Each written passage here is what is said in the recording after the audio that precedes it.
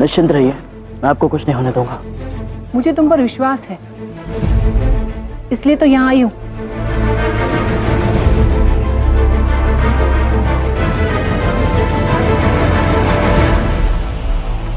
सजो जाओ, हम आते ऐसी ओर आ रहा है।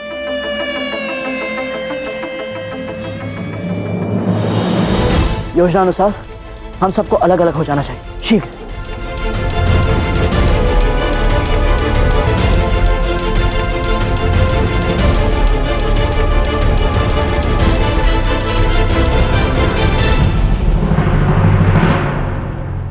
अरे बूढ़ी माई, ये तुमने क्या कर दिया? तुम देख के नहीं चल सकती थी?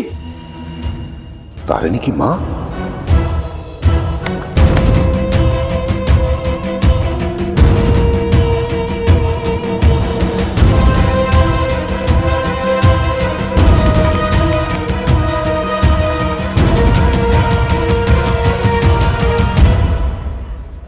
ये तो उठने की दशा में भी नहीं थी, फिर यहां कैसे?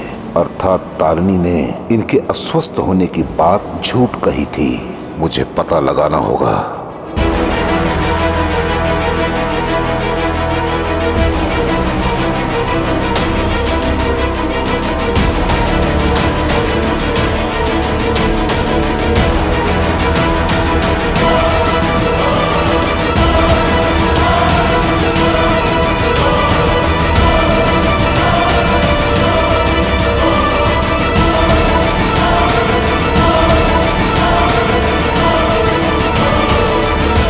सैनिकों, घेर लो इसे, जाओ।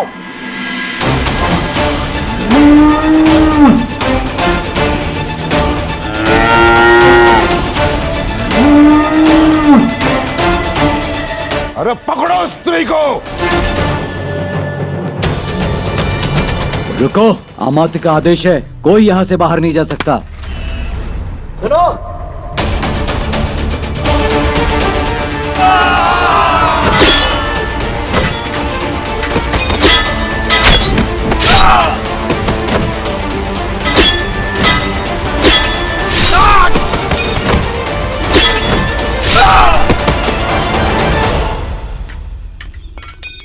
चलिए।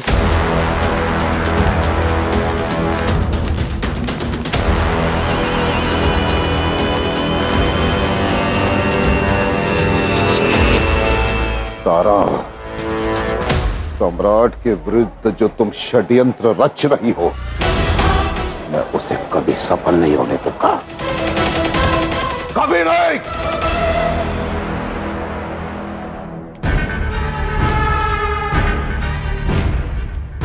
मामा, मैं आप ही से मिलने आ रहा हूं। कहिए महामाते। आपको एक महत्वपूर्ण बात बतानी है मामा, केवल आपको। महामाते, मैं आपसे पहले भी कह चुका हूं, आप कोई भी बात महारानी के समक्ष बता सकते हैं। जो आ गया मामा, यह बात महारानी की मां के विषय में है। वो इतनी अस्वस्थ नहीं है जो ये हमें बताती है। आप कहना क्या चाह रहे हैं अमात्य? कि मैं और मेरी मां ढोंग कर रहे हैं? मेरे वस्त्रों पर मेरी मां का जो रक्त लगा हुआ है वो झूठा है। महामाते, महारानी से इसी क्षण क्षमा मांगिए, अन्यथा उनको दुख पहुंचाने के अपराध में मैं आपको दंडित करूंगा।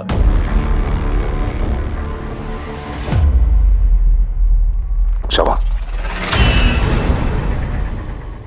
मुझे ये नहीं पता था कि मेरे बात का ये अर्थ निकाल लेंगे आप। मेरे कहने का ही तात्पर्य था मामा कि इनकी मां इतनी अस्वस्थ नहीं जितनी ये सोच रही है। उनका उपचार किया जा सकता है और मैंने उच्च कोटि के वैद्य को ढूंढ लिया है जो उनका उपचार कर सकते हैं। तारा, देखा तुमने, इस महल में सब तुम्हारे कितने शुभ चिंतक हैं, किंतु महामाते तारा को लगता है कि उनकी माता को औषधि से ज्यादा प्रार्थना की आवश्यकता है। मैं अपनी माँ के लिए 51 दिन का महामृत्युंजय यज्ञ करवाना चाहती हूँ और उसके लिए मैं उन दिनों मंदिर में ही रहूंगी। हाँ महामाते, और इस यज्ञ में मैं भी भाग लूंगा।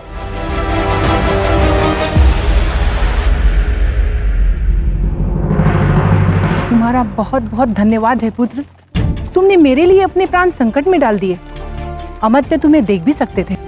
आप और आपकी पुत्री तारिणी भी तो अपने प्राण संकट में डाल के इस धर्म युद्ध में हमारी सहायता कर रहे हैं। ऐसे में आपकी रक्षा करना मेरा कर्तव्य है। और वैसे भी संसार में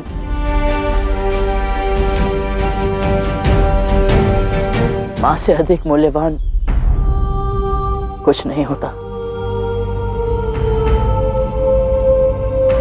किंतु चंद्र, हमारी और आचार्य की ये जो जटिल योजना है, ये मुझे समझ ही नहीं आ रही।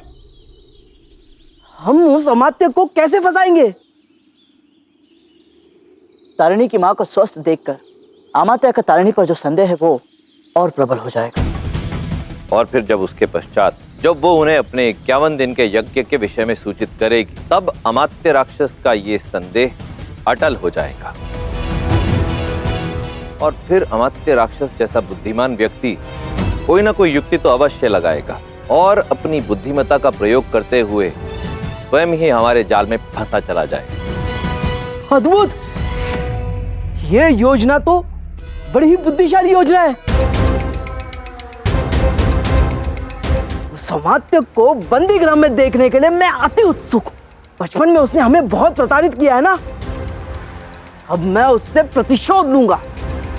स्थूल, अमात्य राक्षस को हम केवल बंदी ही बनाएंगे। उन्हें बंदी बनाने के पीछे एक बहुत बड़ा उद्देश्य है। अमात्य को धनानंद से दूर कर देने से धनानंद इस युद्ध में नेत्रहीन और दिशाहीन हो जाएगा। उसका मार्गदर्शन करने वाला कोई नहीं होगा और इस प्रकार आधा युद्ध तो हम यूं ही जीत जाएंगे। क्या हुआ? कोई समस्या है? नहीं मामई, कोई समस्या नहीं है। मैं ये सोच रहा था कि यदि महारानी मुझे आज्ञा दे तो इस यज्ञ का दायित्व तो मैं स्वयं उठाना चाहता हूं। इससे आपको आपके राजकीय कार्यों को संभालने का समय भी मिल जाएगा और महारानी ये अपनी मां से मिलने कभी भी जा पाएंगी। उत्तम, अति उत्तम महामात्य। इसीलिए तो आप मेरी अमूल्य धरोहर हैं। ऐसा कुछ नहीं जिसका निदान आपके पास ना हो।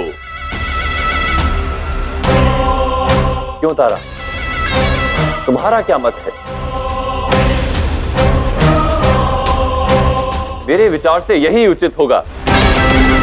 महामात्य यज्ञ की सारी तैयारियां देख लेंगे। ठीक है, मेरे विचार से अमात्य ये यज्ञ संपन्न करवा सकते हैं। आपका कोटि कोटि धन्यवाद महारानी तारा।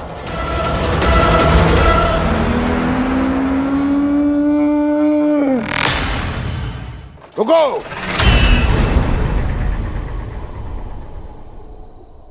क्षमा करें अमात्य, किंतु सम्राट के निर्देशानुसार हमें यज्ञ के लिए महारानी के कुलदेवी के मंदिर जाना है, किंतु ये तो महारानी की माता का घर है। हम वही जा रहे हैं।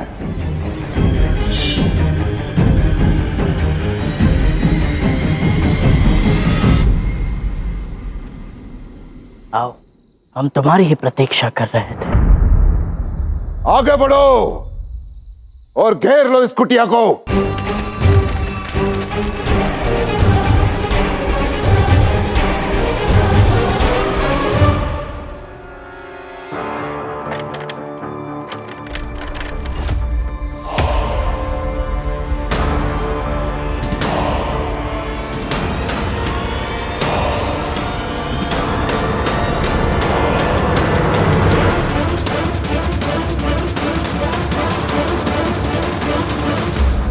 तुम्हारा सत्य जान गया हूं मैं तारा। मां के अस्वस्थ होने के बहाने से किसी से अवश्य मिलना देती यहाँ। मुझे पूर्ण विश्वास है कि तुम उस चंद्रगुप्त से मिली हुई हो। अब भी अमात्य राक्षस तुम्हारी मां को पाताल से भी खोज के निकालेगा और सम्राट को तुम्हारा सत्य बताएगा।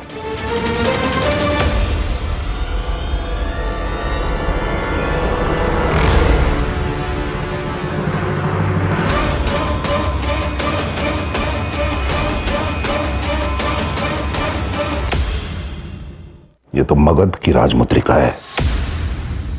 ये तो सम्राट और उनके भाई पहनते हैं और इस समय पांडुगति लुप्त है। इसका अर्थ यह हुआ कि पांडुगति को यही बंदी बनाकर रखा गया था।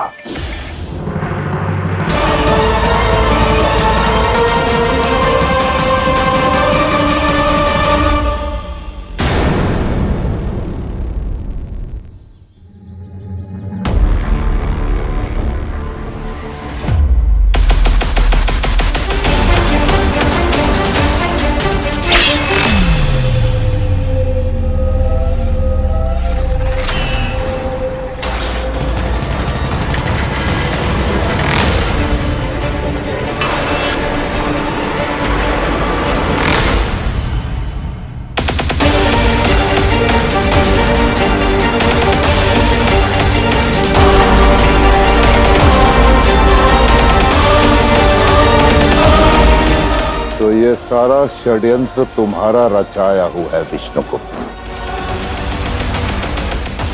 आओ मार दो मुझे, मारो।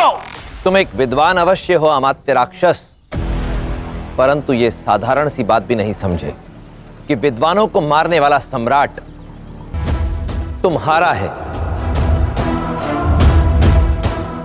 मेरा नहीं।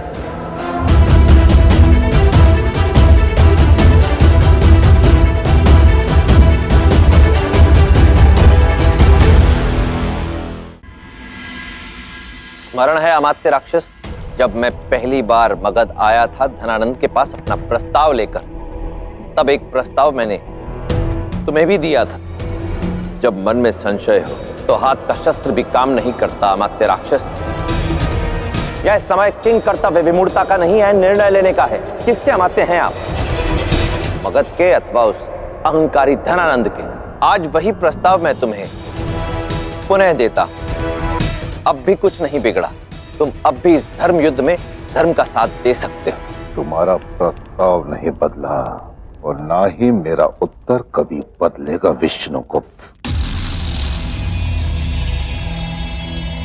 जब तक मेरे श्वास में श्वास है, मेरी निष्ठा मगध और मगधपति सम्राट धनानंद के साथ रहेगी। मुझे केवल इतना बताओ कि तुमने उनके भाई पांडुगति के साथ क्या किया। मुझे तथ्य ज्ञात है, तुमने उसे बंदी बनाया है। बताओ, कहां बंदी बनाया तुमने उसे?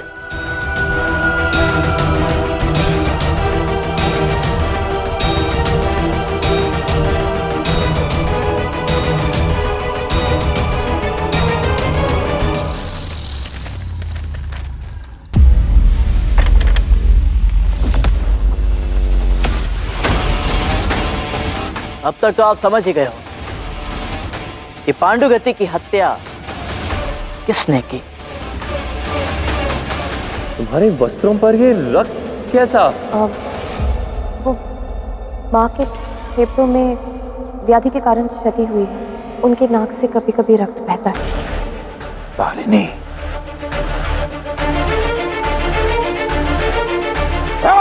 तुम्हारा इतना दुस्साहस कि तुमने हमारे सम्राट के साथ इतना घिनौना षड्यंत्र किया, उनके भावनाओं के साथ खेला।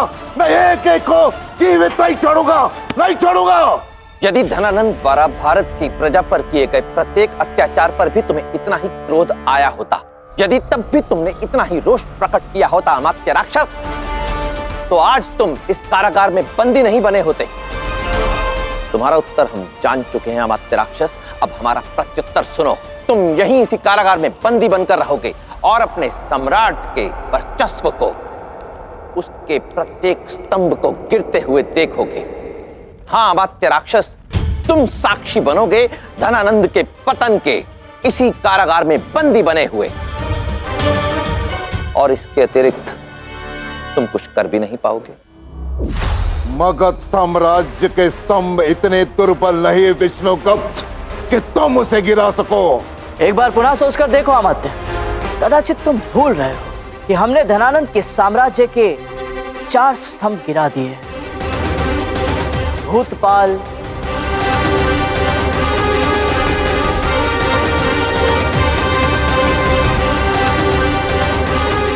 राष्ट्रपाल, दशा सिद्धिका और अब पांडुगति। अब केवल पांडु, कैव्रत और आप शेष हैं। अरे क्षमा करें, आप तो पहले ही बंदी बन चुके हैं। आचार्य, आपकी कूटनीति ने अमात्य को धनानंद से दूर कर ही दिया। अब तारिणी हमारे इस धर्म युद्ध को निर्विघ्न रूप से आगे बढ़ाएगी। अमात्य, तुम्हारे पास अब भी समय है, उचित निर्णय ले लो और एक बार हमारे साथ संधि करने के विषय में सोचो, क्योंकि अब ये कोई नहीं जानता कि तुम्हारे सम्राट धनानंद और कितने दिन जीवित रहने वाले हैं।